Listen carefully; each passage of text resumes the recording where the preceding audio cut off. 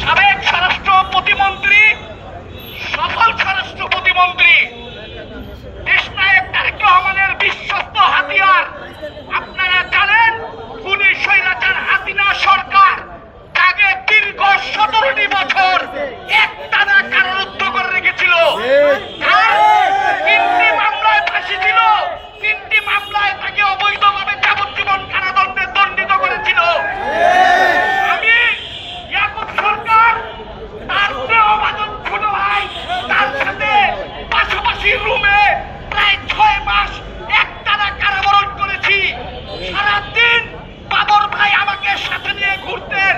আমি দেখেছি তিনি অত্যন্ত পরহেজগার লোক ছিলেন।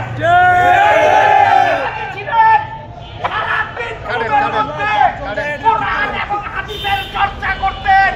আমি তার বাস্তব সাক্ষী। বাবর ভাই ধর্মপরায়ণ নেতা ছিলেন।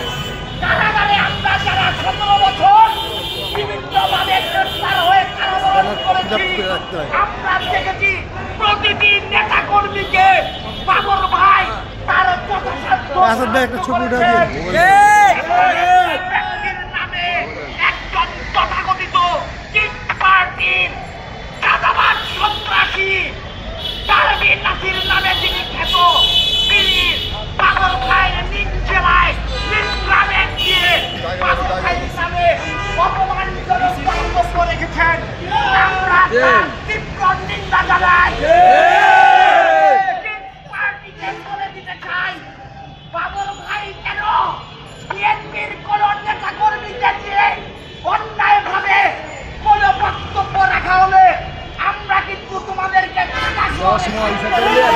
নাসিরগঞ্জের উদ্দেশ্যে বলতে চাই, বেশ কিছুদিন যাবৎ কিন্তু বিএনপির সিনিয়র নেতৃবৃন্দের নামে অশালীন এবং কুরুচিপূর্ণ বক্তব্য রেখে গেছে। আমাদের নেতৃবৃন্দ কিন্তু আমাদেরকে ধৈর্য ধারণ করতে বলেছে, বিধায় আমরা ধৈর্য ধারণ করে আছি। আমাদের নেতৃবৃন্দ যদি ঘোষণা দেয় ঢাকার মাটিতে থাকার কোন সময় থাকবে না।